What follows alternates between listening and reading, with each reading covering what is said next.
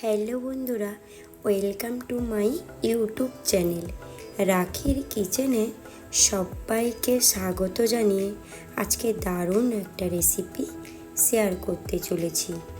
আজকে রেসিপি এঁচোড় কোপ্তা। তো চলো বন্ধুরা, পুরো ভিডিওটা দেখার জন্য তোমাদের কাছে কিন্তু অনুরোধ রইল।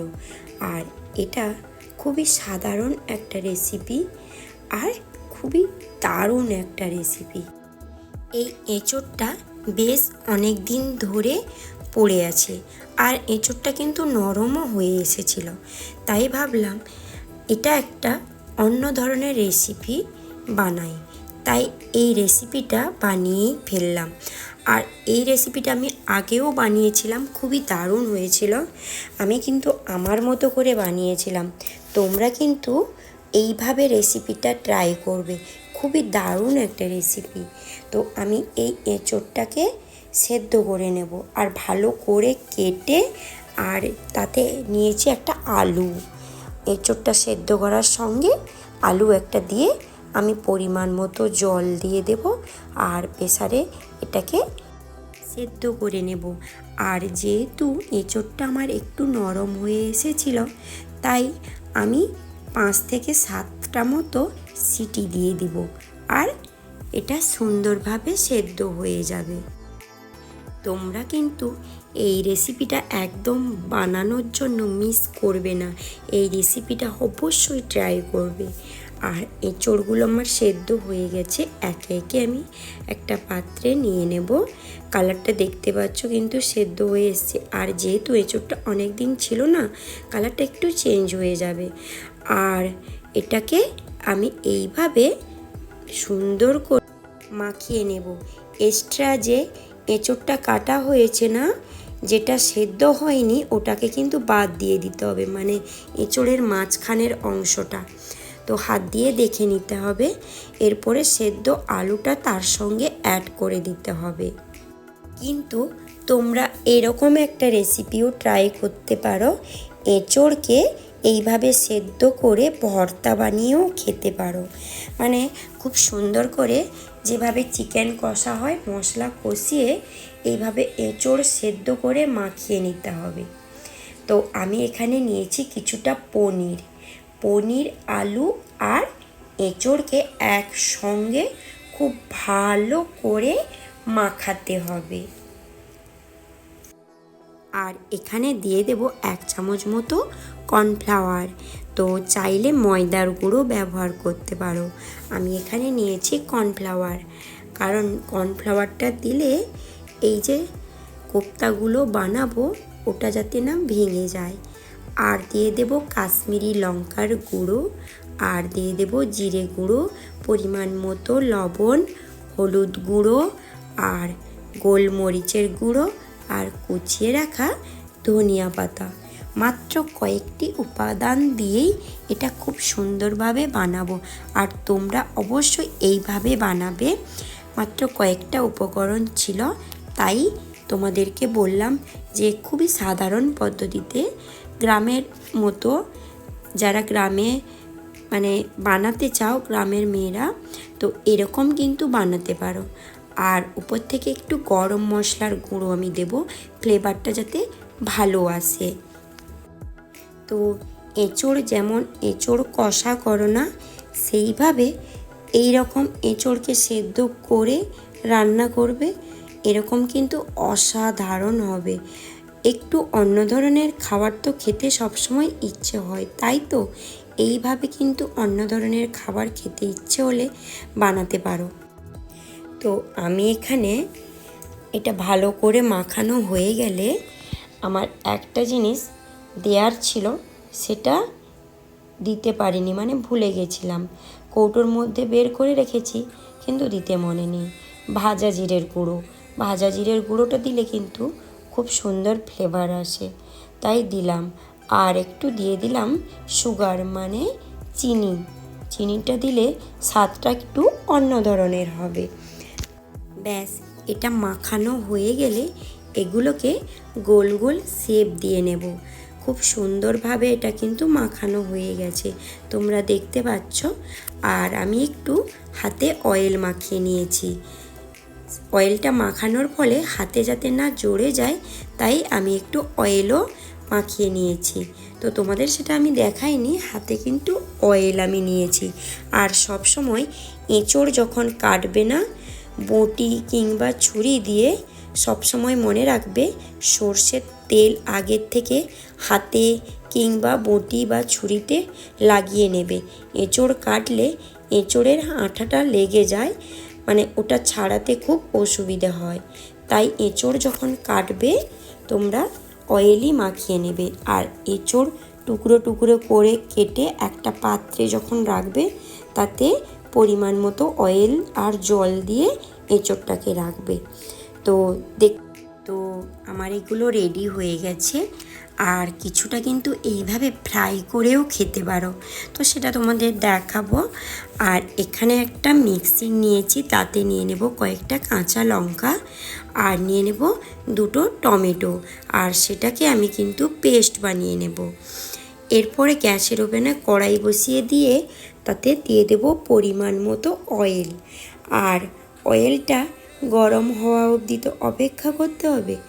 এরপরে অয়েলটা যখন গরম হয়ে আসবে, তখন কোপ্তাগুলো একে একে কিন্তু ফ্রাই করে নেব।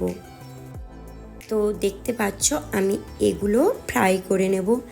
আর এই যে কোপ্তাগুলো ফ্রাই করতে করতে কিছুটা কিন্তু বাচ্চা, মানে কিছুটা কেন, হাফটা মতো বাচ্চা খেয়েই ফেলেছে, কারণ এগুলো তো পকোড়ার মতো হয়ে গেছে।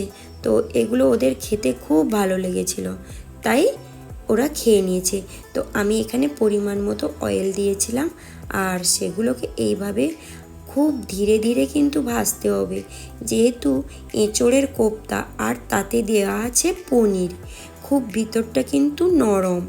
আর এটা কিন্তু লোতে রাখলে, মানে গ্যাসের ফ্লেমটা লোতে রাখলে ওগুলো ভেঙে যেতে পারে।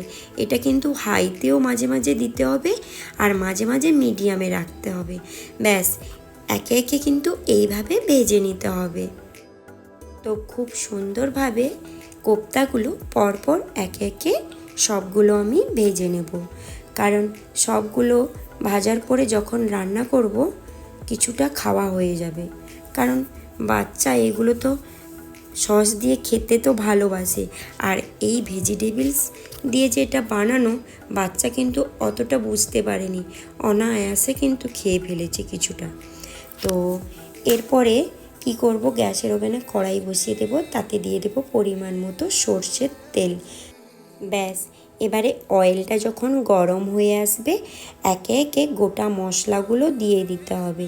দিয়ে দেব শুকনো লঙ্কা, তেজপাতা, আর দিয়ে দেব জয়িত্রী, আর দিয়ে দেব লবঙ্গ, এলাচ।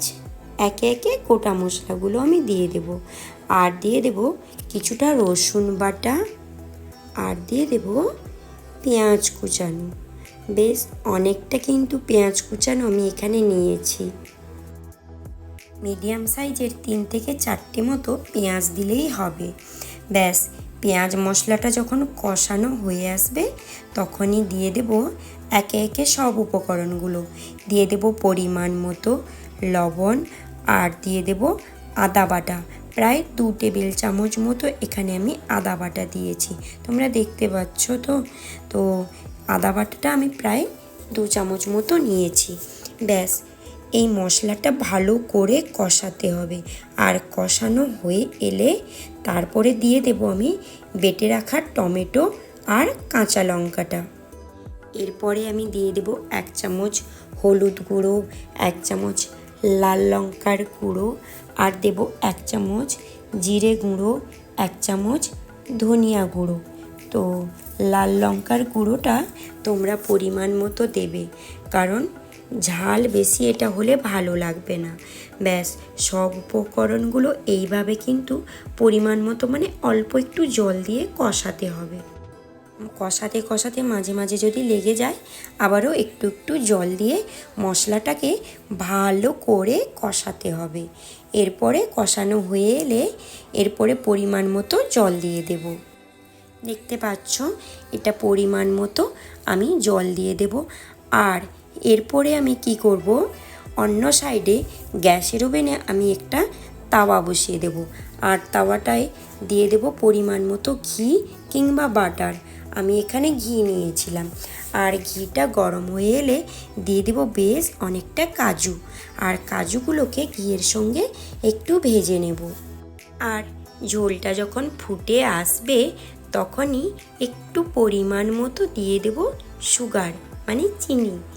আর এটা যে যার স্বাদ অনুযায়ী দেবে, আর দিতে পারো আর নাও দিতে পারো, অপশনাল। তো এরপরে দিয়ে দেব কোফতা মানে ভেজে রাখা কোফতাগুলো। আমি এটা কিন্তু খুবই সাধারণ পদ্ধতিতে আর কম উপকরণে এটা বানিয়েছি। গ্রাম্য পদ্ধতিতে এটা কিন্তু বানানো। তোমরা কিন্তু এইভাবে বানাবে, খেতে কিন্তু দারুণ হবে। আর রেস্টুরেন্ট স্টাইলে বেশি কিছু বানাতে গেলে তোমরা সবাই সবটা তো পারবে না, আর সবটাও থাকে না সব উপকরণগুলো। তাই এইভাবে কিন্তু বানাবে। একটু অন্য ধরনের এঁচোড় রেসিপি বানিয়ে তো একবার দেখো। আর দিয়ে দেব ভেজে রাখা কাজু। আর কাজুটা যেখানে মানে আমি ঘি দিয়ে ভেজেছিলাম, বেশ অনেকটা ঘি দিয়েই ভেজেছিলাম, ওই ঘিটাও আমি অ্যাড করে দেব।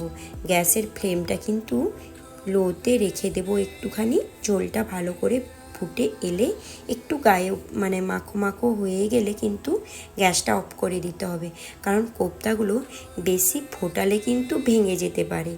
ব্যাস, উপর থেকে আমি দিয়ে দেব একটু কাসুরি মেথি, আর দিয়েছি আমি কুচিয়ে রাখা ধনিয়া পাতা। এরপরে গ্যাসের ফ্লেমটা কিন্তু অফ করে দিতে হবে। কাসুরি মেথি আর ধনিয়া পাতাটা দেওয়ার পরে প্রায় 1 মিনিট মতো অল্প একটু ফুটিয়ে নিতে হবে। তারপরে গ্যাসের ফ্লেমটা অফ করে দিতে হবে। দেখতে পাচ্ছ, দেখতে যেমন হয়েছে না, খেতে কিন্তু দারুণ ছিল। এরপরে উপর থেকে একটু গরম মশলা ছড়িয়ে দিতে পারো, আর কিংবা নাও দিতে পারো। আমি একটু গরম মশলা ছড়িয়ে দিয়েছিলাম। এরপরে এটা কিন্তু রুটির সঙ্গে কিংবা ভাতের সঙ্গে গরম গরম খেতে পারো, অসাধারণ। আর এই রেসিপিটা যদি অবশ্যই আমার ভালো লেগে থাকে, প্লিজ বন্ধুরা আমার চ্যানেলটিকে সাবস্ক্রাইব করে দিও, আর অনেক অনেক শেয়ার করে দিও। আর ছোট্ট একটা কিন্তু লাইক করতে ভুলে যাবে না। রেসিপিটা বানিয়ে কিন্তু অবশ্যই আমাকে কমেন্টে জানাবে। আমি কিন্তু খুবই তোমাদের ওই কমেন্টের অপেক্ষায় রইলাম। আর রেসিপিটা কিন্তু দারুণ ছিল, অবশ্যই এটা ট্রাই করবে। খুবই সাধারণ পদ্ধতিতে আর কম সময়ে কম উপকরণে রেসিপিটা বানিয়েছিলাম, তাই তোমাদের শেয়ার না করে থাকতে পারলাম না। এই রেসিপিটা অবশ্যই ট্রাই করবে। অবশ্যই বন্ধুরা একটা কথা ভুলে যাবে না, পাশে থাকা বেল আইকনটা কিন্তু প্রেস করে রাখবে। আমি যখনই নতুন নতুন মানে রান্নার ভিডিও আনবো, তোমাদের কাছে নোটিফিকেশান চলে যাবে, তখনই তোমরা দেখতে পাবে। তো চলো আজকের মতো এই পর্যন্ত। কাল আবার কোনো নতুন ভিডিও নিয়ে চলে আসবো। ততক্ষণ তোমরা ভালো থাকো আর সুস্থ থাকো, আমার নেক্সট ভিডিওর অপেক্ষা করে থাকো।